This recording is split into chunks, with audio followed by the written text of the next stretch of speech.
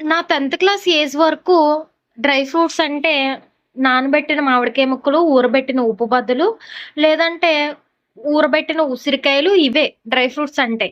కానీ ఇప్పుడు ఎల్‌కేజీ నుంచి పిల్లలకి బాదం పప్పు, జీడిపప్పు, పిస్తా పప్పు, గుమ్మడికాయ సీడ్సు, పుచ్చకాయ సీడ్సు ఏమంటారు పల్లీలు, బెల్లంతో కలిపి అచ్చులు అబ్బో! Healthy food. సో, మన జనరేషన్ వేరులెండి. రూ. 10 ఆశా చాక్లెట్ నుంచి రూపాయి నల్ల గులాబ్ జామ్ వరకు అన్నీ తిన్నాంలెండి. ఏంటక్కో ఏంటి?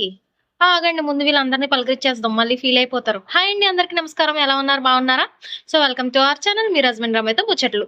సో, ఈరోజు డ్రై ఫ్రూట్స్ అచ్చు ఎలా చేయొద్దు అనే ప్రాసెస్‌ని మీకు చూపించాలనుకుంటున్నాం. ఏంటక్క ఎలా చెయ్యొద్దా? అదేంటి?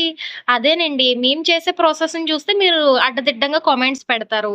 సో, అందుకే చెయ్యొద్దు అని డిస్క్లైమర్ ఇచ్చేసామనుకో, మీరే సరి చెప్పేసుకుంటారు కదా! అందుకనే.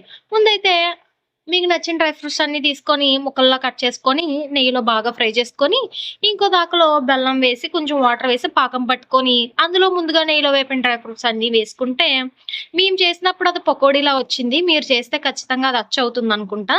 సో, పకోడీని ప్లేట్‌లో ఏస్తే ఏమవుతుంది? పకోడీయే కదా అవుతుంది.